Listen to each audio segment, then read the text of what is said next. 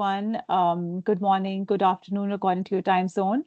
Welcome to Dear Archie's sixth webinar titled Increasing Middle School Enrollment, Testing Targeted Solutions in Locations with Unrestricted Middle School Access. This webinar is part of the Dear RC series of webinars on building communities of practice in education. I'm Dr. Sahar Shah, and I'm the Senior Research Manager at Dear RC, and I will be your moderator today. The FCTO-funded Dear RC project is an education research program implemented by the Oxford Policy Management in collaboration with Aga Khan University Institute for Educational Development and Site Savers. And it is dedicated to enhancing Pakistan's education system through high-quality research and promoting evidence-based policymaking. This webinar will present interesting findings from a Dear RC study, and I will just present the cover. So the Dear RC study basically focuses on middle school transition, focusing on how scalable, behaviorally informed interventions can improve transition rates between primary and middle school classes, which is class 5 and 6, particularly for girls. We are joined today by two fantastic team members who have conducted this research. Before I introduce them, a few protocol rules. You may share your comments in the active chat box respectfully, and our presenters will first present the content, and we will engage in a Q&A session towards the latter half of the webinar. So let's begin. We are joined today by Dr. Zainab Latif. Dr. Zainab, could you switch on your video? And so I could introduce you. So Dr. Zainab is a thematic lead for girls' education under the Dear RC program based in Asia. Her research focuses on equity in access to education, women's incarceration, at-risk youth, and electoral participation. Thank you so much for joining us today, Dr. Zainab. If you could just test your mic as well, if you would like to say. Can you hear me? Yes, we can hear you. Thank you so much for joining in. Okay, and we are also joined by Khadija Hammad. Khadija Hammad is a consultant for the Dear RC Middle School Transition Study. She graduated from NUST, and her broader research background includes education, economic development, and public policy through various projects and internships during her undergraduate studies. Thank you so much for joining us today, Khadija. So we will now move towards this very interesting study. A question for the presenters. So Pakistan has achieved near universal primary enrollment in many areas, yet the transition from grade 5 to grade 6 remains a major dropout point, especially for girls. Why is this transition so critical? So over to you, Khadija and Dr. Zainab. Thank you so much, Sahar. Thanks. Pleasure to be here. Thanks for the question. So as you can see from the graph, this is a graph that was published by PI, the Pakistan Institute of Education, which is responsible for sharing data from across the 4 provinces, GB and AJK, and the federal areas. As you can see, there's drop-offs that happen at every stage, starting from the lowest grades going all the way up to the higher grades, and they are more severe in the lower grades. But the middle school transition is one that basically predicts what is going to happen to the individual, the girl or the boy, as they go through their school journey. If they can end up in middle school, if they can end up in class 6, then you can see the drop-off rate tapers off. If we can keep them in after class 5, then the chances of their dropping out are actually relatively lower. But that class 5 to class 6 is one of the most serious gaps before the completion of schooling. And as our study showed, this is something that is that varies from province to province, from district to district, and from tehsil to tehsil. So even though in some districts the transition rate is fairly high, still in certain pockets, this transition rate becomes a huge problem. So it's an area where we think a great deal of focus is needed, and increasingly it's receiving more and more attention in the literature as well. Over to you, Sahar. Thank you so much for the explanation, Dr. Zainab. Very helpful.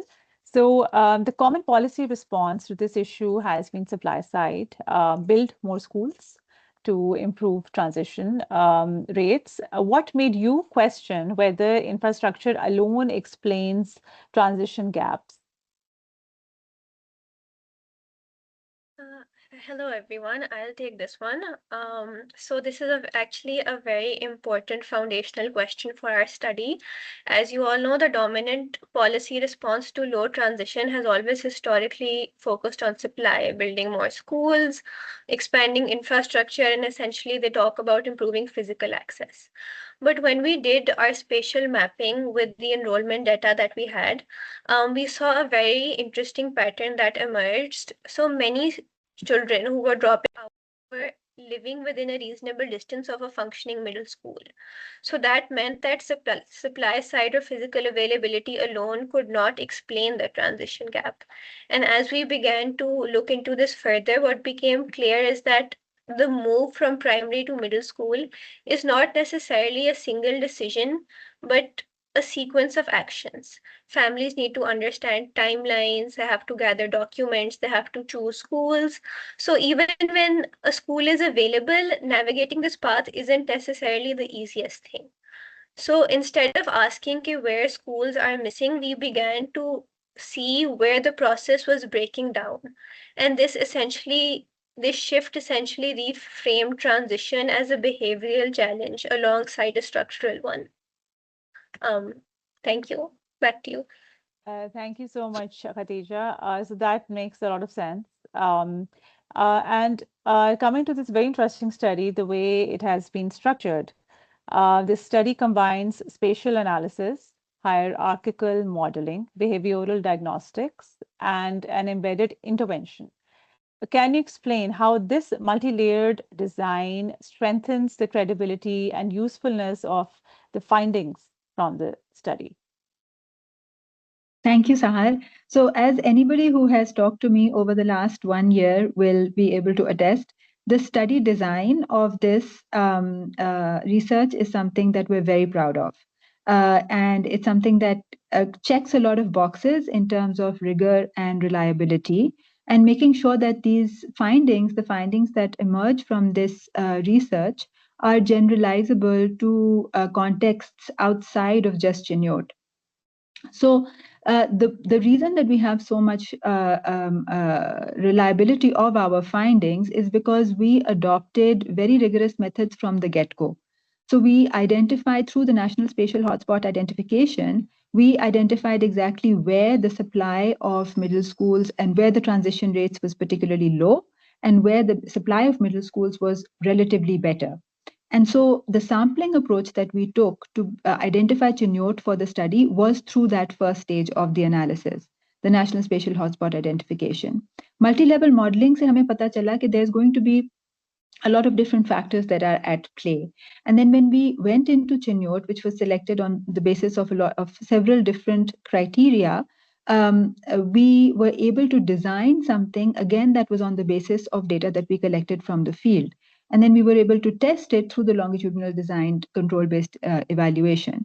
So because we had employed very rigorous methods at the sampling, the implementation, and the evaluation stage, we have a great deal of faith and generalizability of our findings.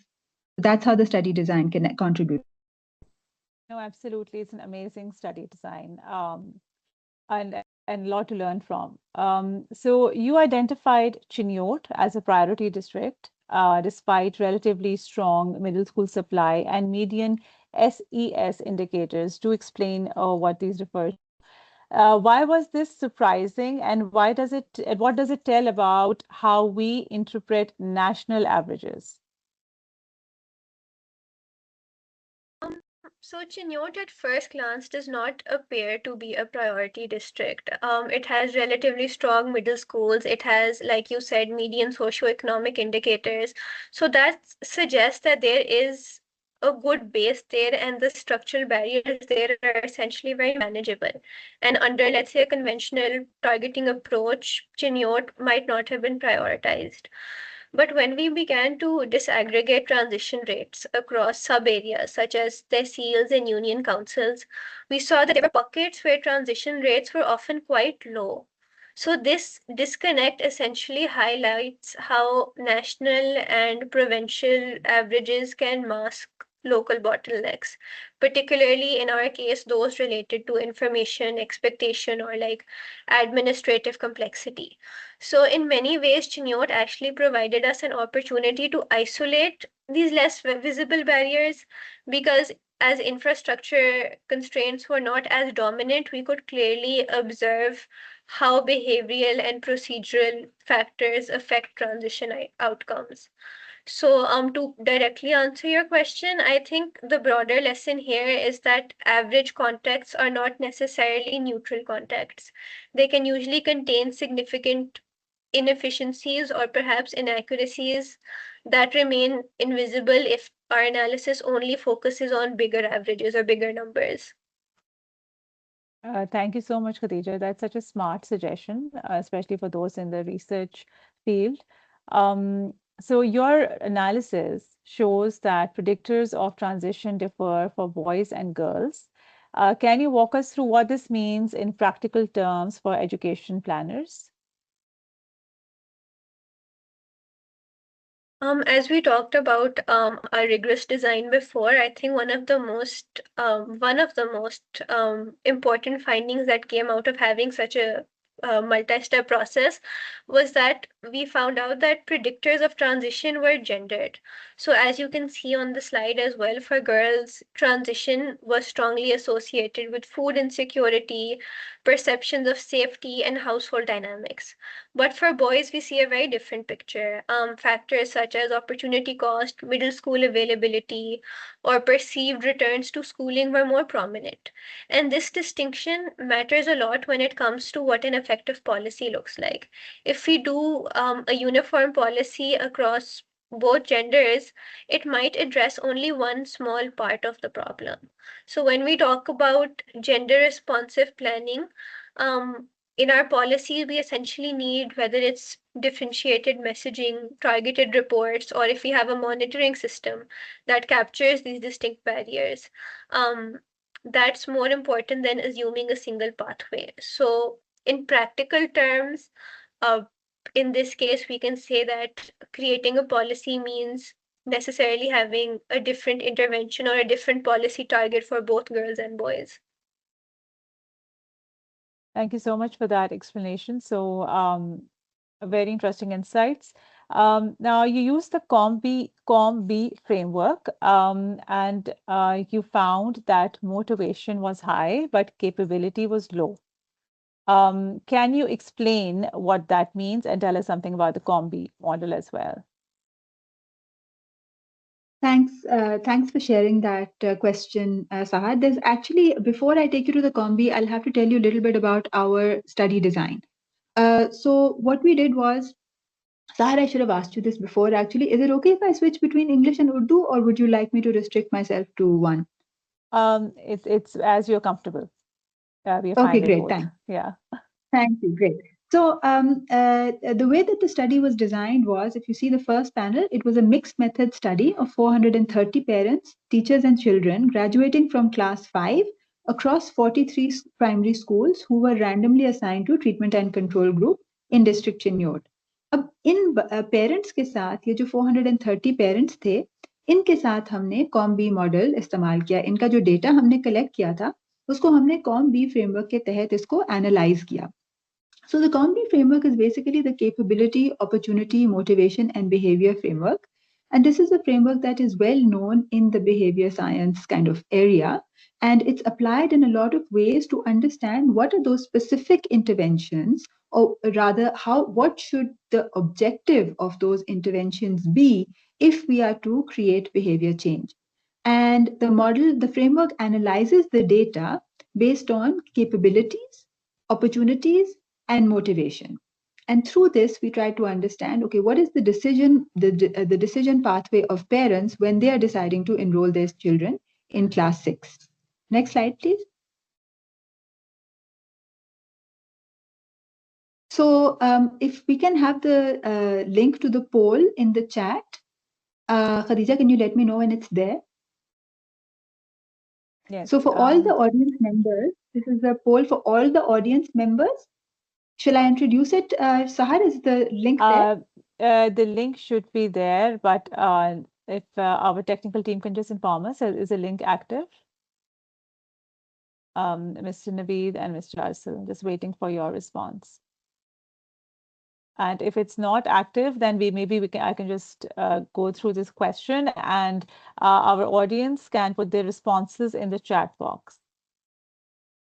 Exactly. So Yeah. the question is, we were also approaching our data with this question. In your opinion, which parent would benefit more from a behavioral nudge? Parent A, who has high motivation and low capability, meaning, for example, they want the child to enroll in middle school. They believe that education is important, but they are unsure about enrollment steps. They may miss deadlines and they struggle with putting the documents together. Or parent B, who has high capability but low motivation. What that means is that they understand the enrollment process, they know the deadlines and requirements, the documents are ready, but they don't have any urgency to act because they're not motivated for their child's enrollment. And they question the value of transition, and often we find that they question the value of education altogether. So, Sahar, is the link active or should we Yes, look at we the have the link active. Thank you so much, technical team. So, dear audience, if you could just select an option, parent A or parent B, to this question, that would be great. Which parent would benefit more from a behavioral nudge? You have about a minute to respond. Can you see the poll in the chat box? So I think I'm also going to submit my answer. Yes. Oh, I'll just great. give you a few more seconds. We have the responses and they're still coming in. Okay, Okay. great. Can you see Sahar? Dr. Sana, can you see the responses? No, Okay, actually I okay. cannot. So if you I could just please. somehow I can see them. So I'll just say them out. So we have gotten 7 responses, and parent A scores 86%. So 86% of the audience, the respondents chose parent A, and 14% chose parent B. Very interesting, very Yeah. interesting. So that is very much aligned with what we saw as well. We saw parents who had high motivation and low capability. That's what the COMBI analysis actually informed us with. So if you go to the next slide. So the COMBI analysis gives you scales. It identifies your quantitative data into the form of scales, and the scales that emerged from our analysis were around cognitive capability, meaning are they able to process the requirements for enrollment into the middle school? Financial responsibility, meaning are they able to bear the costs or the burden of, or do they feel like they should bear the cost of the burden of the financial burden of the child's education? And self-regulation, meaning are they able to organize their lives in a way that they're able to support the child through this transition and enrollment process. And so what we found in terms of the capability was that the parents had limited understanding of the enrollment process. They had difficulty remembering deadlines or even knowledge of deadlines. They had challenges organizing documents, even though these were the same documents that were submitted when the child entered primary school. And they could not sort of figure out how to reorganize them in order to give them in the middle school for the child's enrollment in class 6, and that there were financial and logistical constraints to the parent being able to even go to the middle school or even know where the middle school was. So that is how the COMBI analysis informed us about the gaps that were occurring. Motivation was high. Parents were very enthusiastic about education. They wanted their children to transition. There was very little questioning. वो जो एक typical होता है ना कि पढ़ाई का क्या फायदा, नौकरी तो करनी नहीं है इसने वैसे भी, तो वो वाली चीज नहीं थी हमारे टारगेट एरिया में. Lekin knowledge about the enrollment process was definitely a challenge. So it's on that basis that we developed the design of the intervention. So I'm going to hand over back to you, Sahar. Thank you so much for that, Dr. Zainab. Very interesting. So much to learn from this study, and it's questioning our assumptions as well. So, what kinds of procedural or informational barriers were most common among households in your study?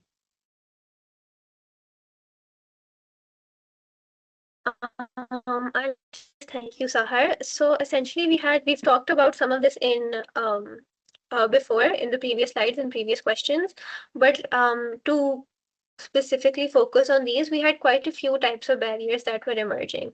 First, we can see procedural barriers, where things such as parents having to physically visit a middle school despite very hectic schedules. When you go to these rural areas, when you see your parents are consistently, they wake up early in the morning, they have hectic schedules. Um, खेत में जा रहे होते हैं वो, फिर उसके बाद they have labor as well. So that doesn't allow a lot of time for them to go and visit schools that might not necessarily be next door or a street away. Besides this, they have multiple documents that are required: birth certificate, school record, ID verification, and a lot of parents we saw had a bit of confusion on when to enroll their child. So enrollment timelines weren't necessarily clear to a lot of parents. Secondly, we have informational barriers. Parents very heavily rely on school for information. So they're completely dependent on when the school is giving out information. And secondly, there's also a varying level of literacy level. So in so many areas where there is low literacy, that kind of reduces the usefulness of written materials, and that includes any report cards that the school sends, or any brochures or written notes that a school sends. Lastly, which is very pertinent for our entire intervention, is behavioral frictions. So limited understanding of the enrollment process is a very big challenge in itself. So even though a parent might want to do something and they have a vague idea of it, uncertainty is a very big barrier to action. And secondly, lastly, it's just a very practical barrier, which is financial and logical constraints. Transport is expensive, uniforms are expensive, books are expensive, and that often makes it harder for parents to fully commit to enrolling their child. And these barriers are actually what informed the design of our intervention. If you could please move to the next slide. Khadija, can I jump in with one point? Gigi, of course. So I just want the audience to know कि ये सारी information जो आपने अभी barriers पे discuss की है, ये सिर्फ हमें कॉम्बी ने नहीं बताया. हमने qualitative interviews भी किए थे teachers के साथ, parents के साथ, students के साथ, और community elders के साथ, जो community representatives थे, education department के officials. There we had at least 6 or 7 different stakeholder groups जिनके साथ हमने qualitative interviews किए थे to understand the reasons for the lack of transition in these areas. So it was the combi data that was specific to the parents combined with qualitative data that was emerging through the interviews that we did. And together we identified these barriers, जिनको अब खदीजा आपको बताएंगी कि हमने intervention से tackle किस तरह किया. Bilkul. I think that was a very important thing to point out. Thank you, Dr. Zainab. And so when we were designing our intervention, we wanted to, rather than attempting to change attitudes, we wanted to reduce friction for these parents. And we did that by introducing support at key points, by clarifying steps, providing reminders, giving them deadlines, and essentially creating opportunities for parents to check or confirm if they're on the right path. So to do this, we used multiple communication channels. We used phone calls, we used SMS, we used pamphlets, and we also hosted open days in middle schools to kind of give them a tour of the school and for them to understand the procedure. And to structure our entire design and create these messages, we applied the EAST framework that I think you can see on the screen as well.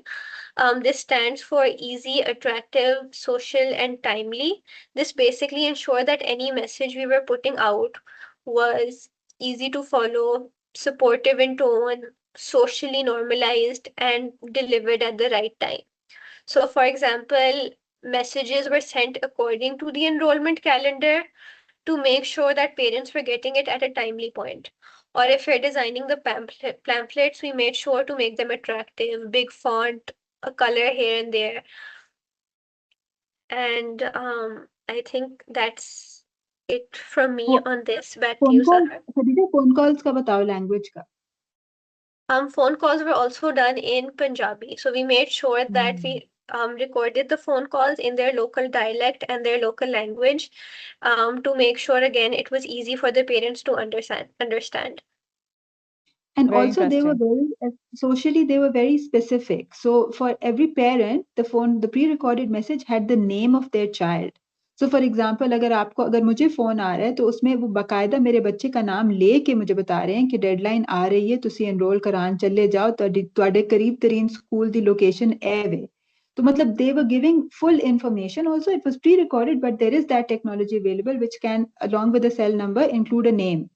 और तो वो बच्चे का जो नाम था और फिर लैंग्वेज के हिसाब से, फिर जैसे खदीजा ने कहा टाइमिंग के हिसाब से, so there was a lot of attention that was put in to make the phone calls very very specific and targeted to the group. It was not a generic, छठी जमात में दाखला कराएं. It was a very specific communication that was taking place. So that's important to keep it in mind. So Sana, back Definitely to you. very important. Thank you so much, Khadija and Dr. Zainab. That is so useful and informative and interesting. So you found that phone-based communication is more effective than written materials. What does this particular aspect tell us about designing policy communication in rural and mixed literacy settings? I think this is a very important point. Over to you.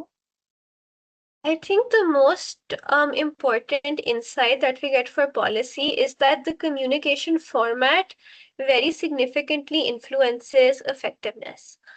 Jesse, in our case, written materials assumed literacy, time to engage, and confidence engaging with administrative or school information, which was why many parents, in fact, did not end up fully engaging with SMSs or pamphlets, and their recall on this was not very high. But phone-based communication changed that dynamic.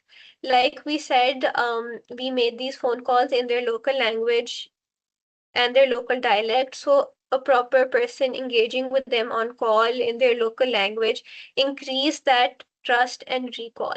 And again, like I previously mentioned, it reduced uncertainty for them and it added a bit more trust, which is a major driver of inaction essentially. So the broader implication for policy communication for mixed literacy settings is that choosing the right communication channel is very essential for program effectiveness, even if it's a simple intervention or a simple message that we're sending across. Absolutely. एक बात मैं So, सार यहाँ पे जी, थोड़ी flag करना चाह रही हूँ, वो जी. ये कि typically जब अगर I probably have some behavior science background colleagues on the call, so I must flag this as a limitation of the study. Typically जब आप behavior science की communication strategies को unpack करते हैं तो ideally you have different intervention groups for each of the communication means, each of the mechanisms. So for example हमारे पास digital penetration का एक अलग ग्रुप होता, जो हमारे पैम्फलेट्स वगैरह हैं उनका एक अलग ग्रुप होता, रिटन कम्युनिकेशन का, फेस टू फेस कम्युनिकेशन का एक अलग ग्रुप होता, और फिर एक चौथा ग्रुप होता जिसमें हम सब चीजें कंबाइन करते. So due to resource constraints we didn't have that luxury. So we had to take this one group जिसके अंदर हमने 200 430 का half 215, it was more than 200 in any case 200 घरानों के साथ ये सब कुछ किया. Right, all the strategies were used, the 4 strategies that Khadija described. So technically we have no empirical basis to say what was more effective or what was less effective. What we are describing is the qualitative assessment of what resonated with parents. And in behavior science, the other thing that experts point out is that sometimes it's that invisible combination of factors that leads to a particular output. So, maybe the pamphlets were not particularly effective, but the fact that they arrived increased some level of awareness or importance of the whole issue for the parent, and therefore made them sort of the phone call. When we made the phone call, it made it resonate with them, or when they received the phone call, they paid attention because wo issue itna ubhar chuka tha. So yes, we can say what parents told us worked better, but we cannot definitively say that if you take out any one of these elements, you will have the same output. So I just want to flag this for the audience. Thanks, Khadija. I know Thanks, that's a Sahar. very important nuance. I think, Dr. Zainab, yes, definitely, it makes sense. So eventually, this intervention increased enrollment outcomes from 71% to 84%. Especially stronger gains for girls were observed. So how significant is this effect size in policy terms? If you could just shed some light on this. Yeah, sure. So as you said, we saw pretty dramatic gains in enrollment between the control and the treatment groups. So overall, as you said, it was the improvement was from 71% enrolled in the control group to 84% enrolled in the treatment group. And likewise, we saw very significant differences for girls going from 67% in the control group to 84% in the treatment group. And likewise for boys, it was a 10 percentage point jump from 74 to 84%. So I think, it's not, I mean, when we got these results, the first thing we said was, well, it's not 100%, right? We still have only 84% enrolled. It's not 100% transition. That's not particularly, I mean, obviously one marks themselves against a pretty high bar. So, we didn't solve the problem. No, we didn't solve the problem. But for policymakers, this is with zero infrastructure development. There is zero infrastructure cost associated to this. So you can see a difference between 67% and 84%. That's a difference of almost 20% in going to school with zero infrastructure development. This is with existing infrastructure, given the resources that are already on the ground, and you have greater number of children who are taking advantage and are able to utilize those resources. Recently, we had an engagement with policymakers where one of the comments we received was, is it एक दफा अगर वो school चले भी जाएंगे तो is it even worth it? So the point is that conversation is not this conversation. ना? कि वो स्कूल जाके क्या सीखेंगे क्या नहीं सीखेंगे, that is a separate conversation. Fact of the matter is we want these children to go to school for a host of different reasons, and we can see that with very little investment at a very low cost approach, we can see a 20% jump between the control and treatment. So I think this is pretty significant, Sahar, particularly in the context that we were testing it in. Back to you. Absolutely, absolutely. Thank you so much for that explanation, Dr. Zainab. So just probing a bit deeper, behavioral nudges often show mixed results globally, and you also somewhat pointed out to this. What conditions made this intervention particularly effective in this context? And let's move forward. So I think behavioral nudge is in generally a very complex thing to measure, especially the impact of. And they might have mixed results globally because sometimes they might not have been applied in the right context. So in our case, the conditions were very carefully observed and they worked in our favor. Like we talked about before, middle schools were available, parental motivation was high, but they specifically faced behavioral and informational barriers. So our intervention did not replace structural support, it essentially complemented it. It was most effective because the basic pathway existed and we just helped them to go further on that path and we addressed practical barriers such as information gaps. Dusra, I think our interventions focused on a very key decision-making period for parents.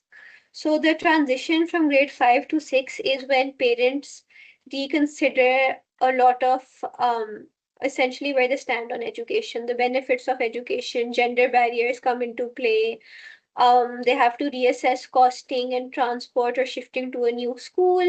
So that simple nudge in such a key period, I think really increased the effectiveness of our intervention.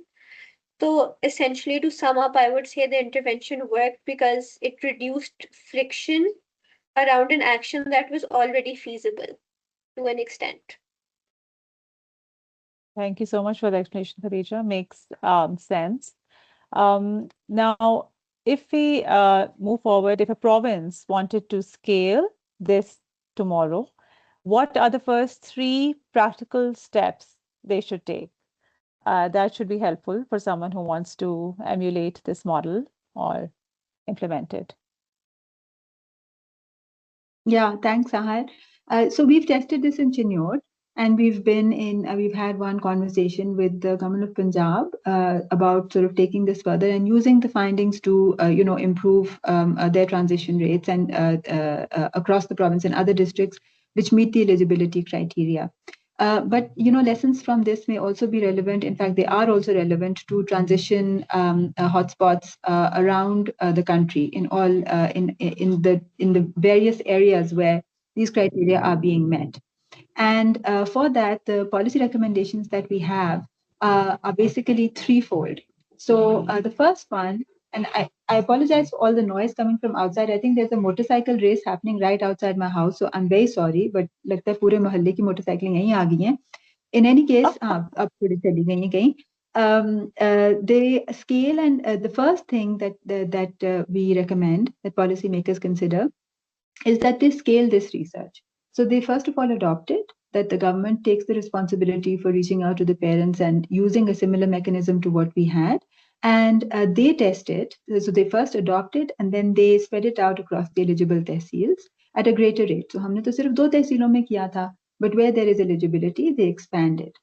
Second, they should track transition rates as a core system indicator rather than something that is simply done. हमने इसलिए किया था because वो हमारे लिए it was a major thing for the study. पाए करता है because वो हर साल उनके पास data आता है तो वो करता है, लेकिन as an ongoing thing for the government as a system indicator of what's happening in the system at different points, transition rate needs to be highlighted, and that's a gendered transition rate. So for girls and for boys, because often the hotspots are not the same.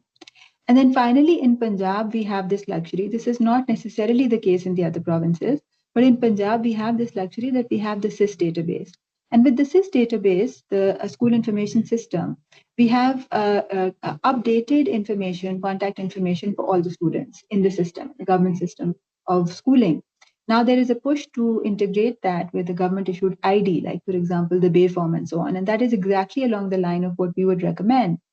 Because updating that data and fully leveraging the information that provides and that includes helps us solve a lot of problems. So transition is one of them. उसके लिए एक जो बीच में caveat है वो ये है कि the SIS data has to be updated. तो ज़ाहिर बच्चे का नाम तो नहीं बदलता, ना उसके बेफॉर्म का नंबर बदलेगा, लेकिन जो उसके बाप का फोन नंबर है या माँ का फोन नंबर है वो बदल जाता है. And in these communities, often कोई कहीं पे पैकेज बेहतर आ गया, कहीं पे पैकेज सिग्नल बेहतर हो गया, किसी ने टावर लगा लिया कहीं पे, तो there's a lot of changing of cell numbers. वो cell number is actually the basis of this whole model. उस cell number के बगैर आपका ये सारा मॉडल जो है वो नहीं चलता. So for SIS to be updating that cell phone number is very important. अक्सर हमने फील्ड में देखा कि पेरेंट्स टीचर्स के पास व्हाट्सएप ग्रुप्स थे और वो उन व्हाट्सएप ग्रुप्स के थ्रू राब्ता कर रहे थे पेरेंट्स के साथ. तो पेरेंट्स के पास मोबाइल्स हैं, लेकिन वो इन्फॉर्मेशन और सिस की इन्फॉर्मेशन अक्सर सेम नहीं थी. सो द पॉइंट इज कि टीचर के पास इन्फॉर्मेशन है, लेकिन उसको आदत होनी चाहिए कि वो इन्फॉर्मेशन सिस में डाले. एंड ऑब्वियसली आदत means this thing has to be oversight, there has to be quality assurance, etc. So the updating of the SIS system is something that is very fundamental. So I would say the 3 things that the policymaker should adopt. First of all, test this in a wider context with full government adoption, and of course with support for the research. Second is use transition rates as a core system indicator rather than just looking at it as a research-oriented indicator. And third is verify the information, verify and constantly update the information that is in existing databases. Back to you, Sahar. Thank you so much, Dr. Zainab. That's such an amazing list of recommendations for policymakers. So important. And we have noted that.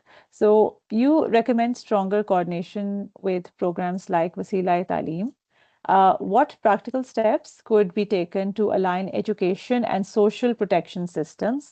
And this would be our last point of discussion before we move on to Q&A. Thanks, Sahar. So this is very important because जब हम चेन्योट में थे और हमने वसीला-ए-तालीम, which is a Punjab government program which has been active for many years, over a decade, and provides a stipend to children who are enrolling in middle school in class 6, the parents did not have any awareness. So we did some research and we found that there were 12 districts across Punjab where this program had been rolled out. And we verified it with several families, but there was 0% information on the fact that this kind of incentive or stipend existed. Now, in the education office, the district education office, वहाँ पे लोगों को मालूम था, लेकिन parents को मालूम नहीं था. Similarly, in the social welfare office, वहाँ पे भी obviously उनको तो पता था, और उनको बल्कि कुछ टीचर्स थी जो कह रही थी कि हाँ until last year तो हम उनको अटेंडेंस शीट्स भी दे रहे थे, बच्चों की अटेंडेंस भी दे रहे थे, लेकिन again the parents did not have any knowledge of this. So there was, at some point, there was a gap in communication. I believe there's some information that this is no longer continuing. But again, this points to the fact that an incentive is only an incentive if the person knows that it's there. If they don't know that it's there, it's not really creating that incentive. So what we would recommend is that where there are social systems in place, if there is a similar, whatever it is, there are many that are out there, har province ke apne bhi hain, to link the school records with the beneficiary list. So now technology is advanced to a point where if somebody wanted to make this happen, it could happen in, it could happen. You know, what are the complexities there? I don't want to oversimplify it. There are obviously many complexities. But this kind of integration of the school, the digital system of schools and social welfare systems can be pivotal in actually making that incentive structure materialize. Similarly, अगर जो outreach है वो education, जो district education office के लोग हैं, similarly social welfare के लोग हैं, वो इकट्ठे मिलके करेंगे to target and to outreach to the families, that makes sense because often it's the same families. The same children are at risk of dropout who are going to be eligible for the social welfare benefits. And if you are able to tell them कि भाई वो social welfare का benefit तुम्हें मिल जाएगा अगर तुम अपने बच्चे को school या बच्ची को school भेज दोगे, तो you can actually create a full loop. You can align the payment cycles with the admission timeline. So if it's a school-based incentive, then the payment cycles also should be aligned with the admissions calendar and the school calendar. And finally, there, as we're saying again and again, there are frictions in the system. There are frictions in every system, not just our system. There are frictions in every system. But at our place, where the low-hanging fruit is something that we could really do, sort of use, and something that we can really benefit from, I think there's a need to creatively eliminate those frictions. So share the information more widely, try to identify, you know, what are the bottlenecks, remove the unwanted, लोगों से 4-4 दफा उनकी school career में B-form ना मांगें, और बाप के आईडी कार्ड का एक दफा कॉपी मिल गई है तो उसको रिकॉर्ड कर लें, मतलब unnecessary काम जो है उनको थोड़ा efficient और streamline कर लें. I know this is easier said than done. So, but these are the types of recommendations, very basic, kind of fix the system we already have. We don't need to recreate it. Those kinds of recommendations in terms of this integration. Again, Sahar, back to you. Thank you so much, Dr. Zainab. Very enlightening, such basic things, and very helpful. We basically are now going to move towards question and answers. Dear participants, please post your questions in the chat box. Also, this study also produced a blog, and the link is being displayed on the screen on the DRC website, using behavioral science to improve education, a global perspective. Do check out the blog, which will give you an overview of the conversation that we are having today. And there is a feedback form. The QR code is displayed in front of you on the screen, and you're going to post the link in the chat box as well. Please share your feedback and your questions with us. So, okay, we have a question. Great.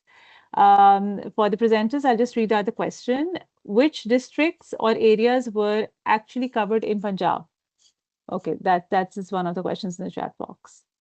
Over to you. Okay. Khadija, can you take that? So we focused on one district specifically. We focused on Chiniot because we were again testing a low-cost intervention. So we took a smaller area in Chiniot. We further went into 2 tehsils, Bhavana and Chiniot tehsil. I hope that answers your question. Yes, I think that would be clear. Is Khizr Hayat, does that answer your question? Okay, we have another question. Why have behavioral science insights not been a priority for taking up with the government circles? A very good question. Dr. Zainab, over to you. Thank you. I think they are being taken up increasingly. There's been a number of studies which have shown promise of behavioral science approaches. And the government is increasingly using these insights to both develop and implement programs for programmatic design. There are examples of this in not just in education, but also in other fields.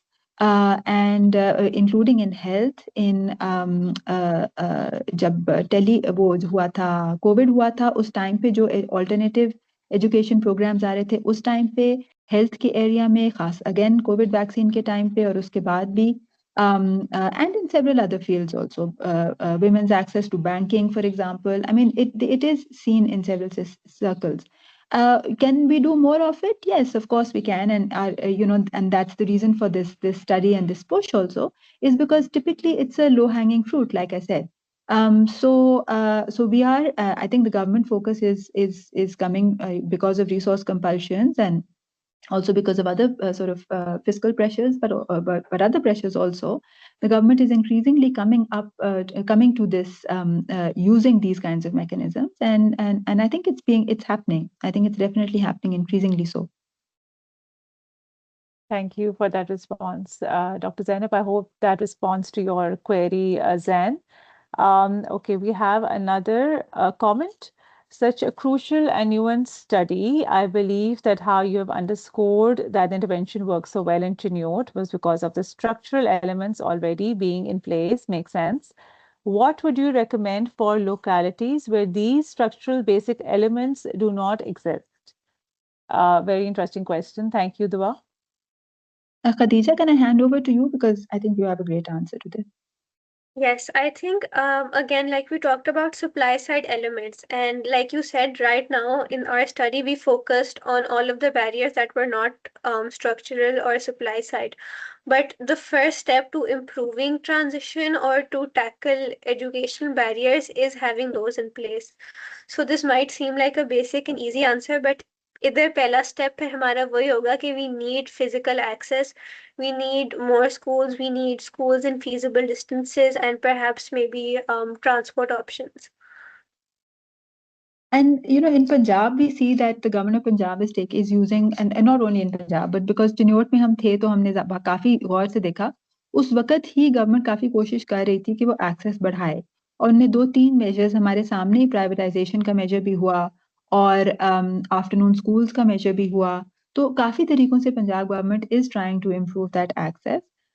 But Khadija is absolutely right. Unless and this is a complement to the existence of that opportunity. If the opportunity is not there, or if the availability is not there, then obviously this will not be. I don't think we will see the results that we saw.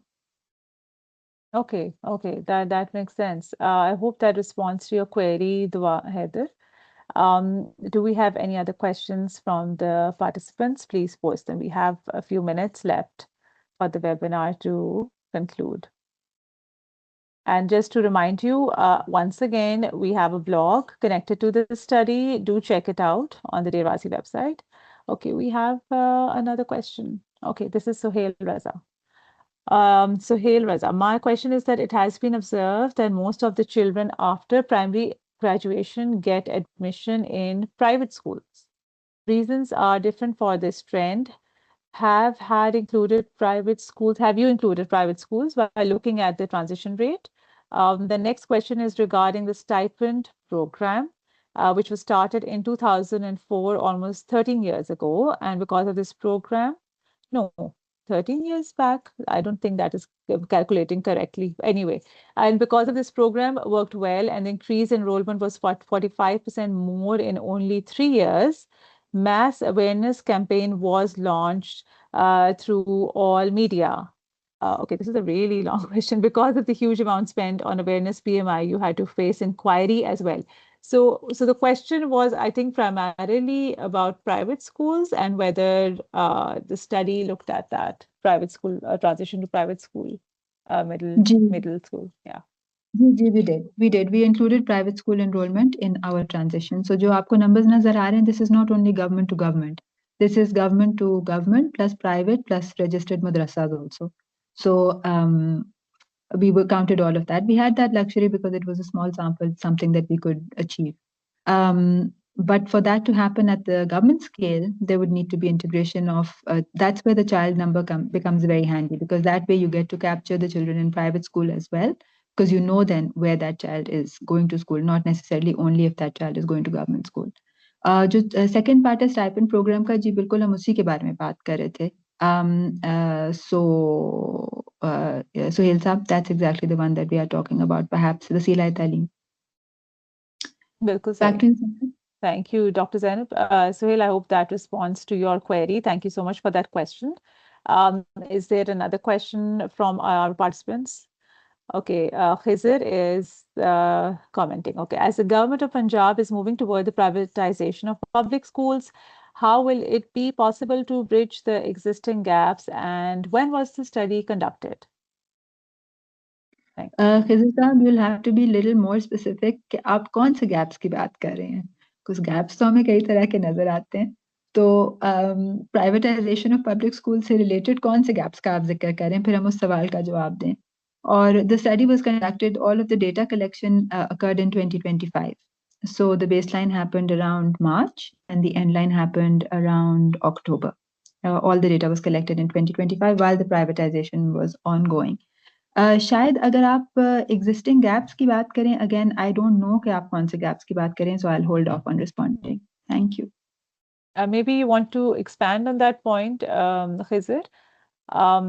So when you're asking how will it be possible to bridge the existing gaps due to privatization of public schools, maybe you can specify which gap you're referring to for the presenters to respond more concretely.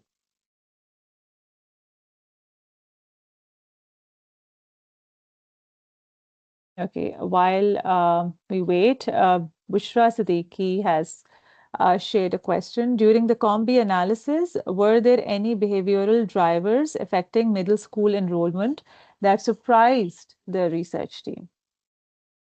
Thanks, Interesting Bushra. question. That's a really good question. Yeah, that's a really interesting question. Khadija, I'll open it to you as well, but let me just answer from my point of view.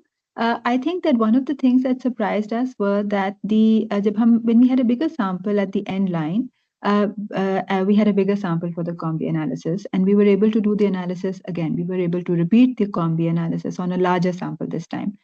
So you can see trends more clearly when you have more data. And so we saw that there were very different drivers for girls and for boys. And that came out very clearly in the end-line combi analysis. And that was something that surprised us. So for example, for girls, parents seem to have, so even related to the motivation and the opportunity, they were very, very high. In some cases, they were higher than they were for boys. And that's something that we thought was counterintuitive. जो हमारा एक social बना हुआ है कि लड़कों की तालीम के बारे में लोग ज़्यादा enthusiastic होते हैं, that was not something that we saw in our data at the end line. We saw कि बल्कि parents की motivation जो थी वो लड़कियों के लिए ज़्यादा थी. That I think was perhaps one of the surprising things. But this is a mine of, I mean, it's been a really insightful study. Let me hand over to you, Khadija. Maybe you have some insights here as well. Actually, मैंने भी कुछ similarly कहना था कि because again everyone kind of goes into this a study or research kind of with pre-assumptions. जैसे हमने किया था कि we have this stereotype as well that parents don't necessarily want their children to study. Or parents think, rural parents think that it's useless. I think we saw that there was quite an increase in positive attitude towards education. एक हम हमेशा से सुनते आ रहे हैं कि like necessarily अपने बच्चों को नहीं पढ़ाना चाहते or they don't think it has those many benefits. I think that was something that really did break stereotypes, and it confirmed that even if there was previous work being done or general आपके social factors change होते हैं कि just attitude towards education has become much more positive.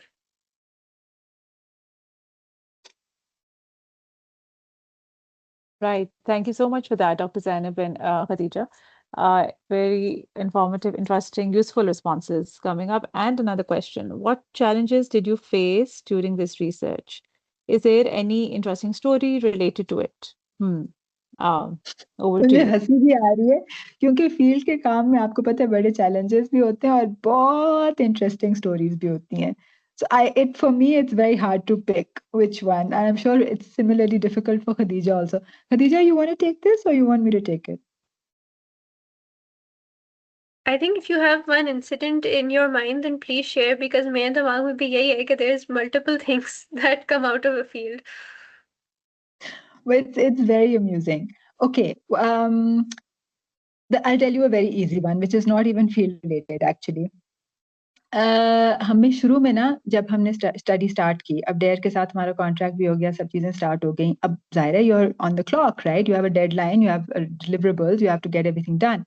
Government of Punjab के साथ हमें permission लेने में problem हो रहा था. They were not giving us the permission to start the research. कभी ये, कभी वो, कभी फलाने दफ्तर, जिसने भी कभी सरकारी दफ्तरों में जाके रिसर्च की परमिशन ली हैं, they know what I am talking about. तो वो मसले हो रहे थे. As such there was no one problem, but it was just taking long time. अब क्या था कि अब we were on the clock, we had to produce something.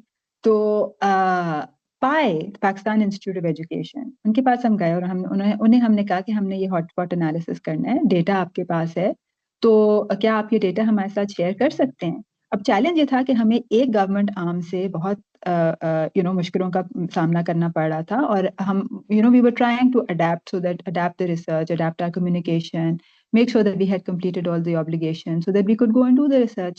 जब हमने पाए से डेटा मांगा, they were so cooperative, they were so forthcoming, and they were so supportive. They said, "जी बिल्कुल, आपने ये research करना है, absolutely go ahead." Now, PI is also a research partner with their RC, so there are a lot of reasons why that relationship worked well.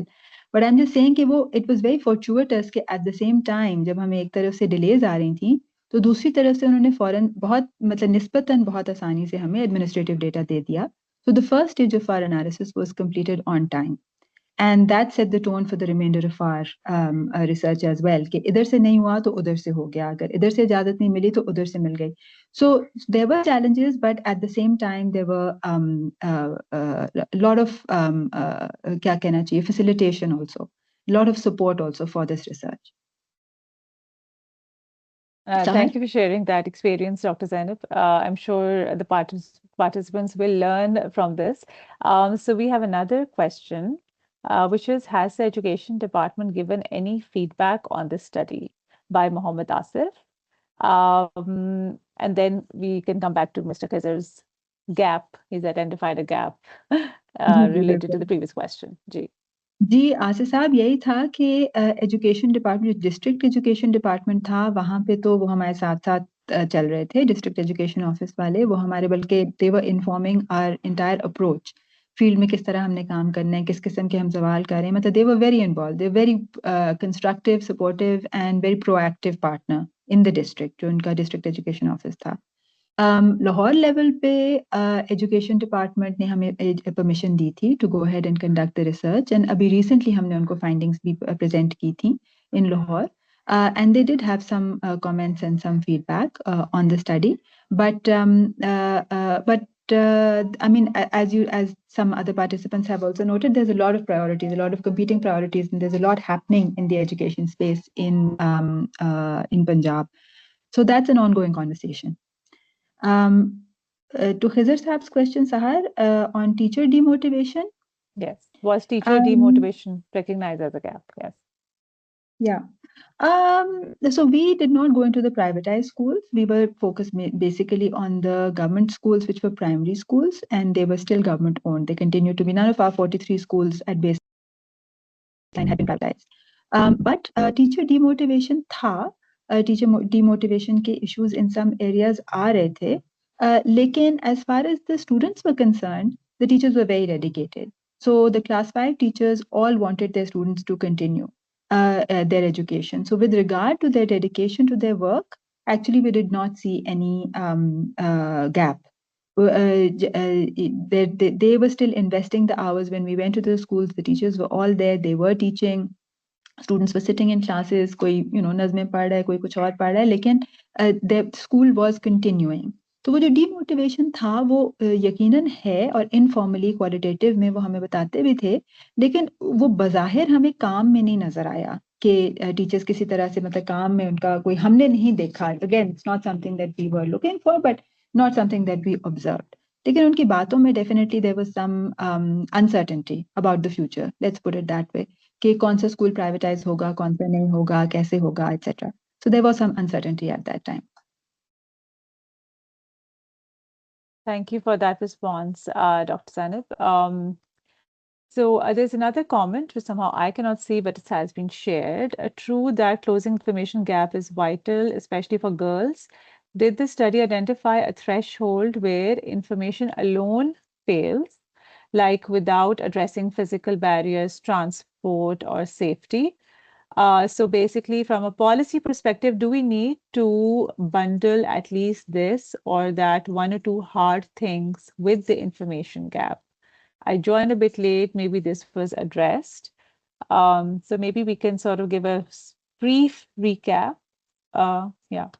And who is this, by Yeah. the way? I'm sorry, somehow I cannot see this question, but the group has shared it. I don't know who was the person who posted this question, but anyway. Okay, Dr. sure, no Zainab? problem.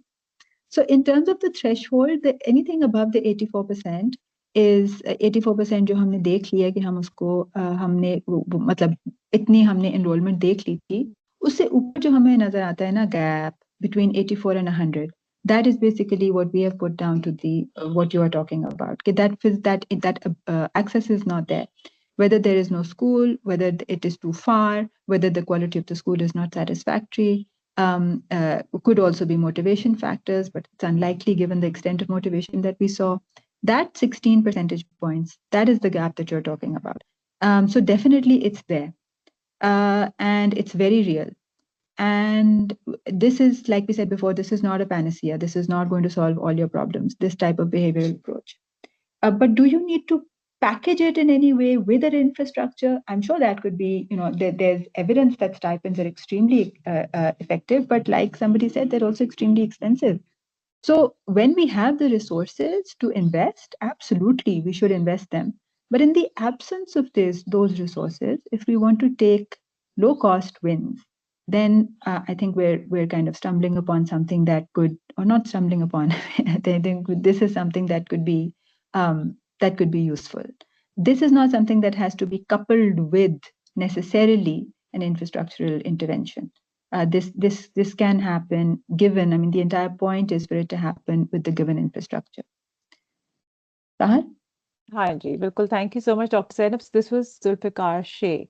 Right. Thank you for that question. And thank you for other questions, dear participants. So if we have another question, you may share it right now. And if not, we would love to hear your feedback. Do fill up the feedback form. And once again, I'll just refer back to the blog link, which is being displayed to check the blog out. And thank you so much to our presenters, Dr. Zainab and Ms. Khadija, for joining us, for being part of the Data RC team. It's a pleasure working with you and learning from you and your work. And I'm sure our participants learned a lot from today's webinar. I definitely did. So we are short on time now.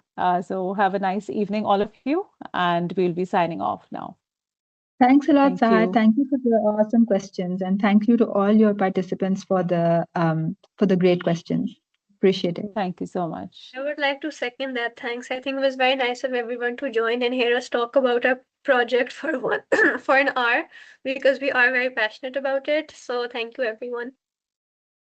Thanks, I know it's Sahar. been a wonderful discussion. Thank you so much for your taking time out for this webinar. Take care. Hafiz.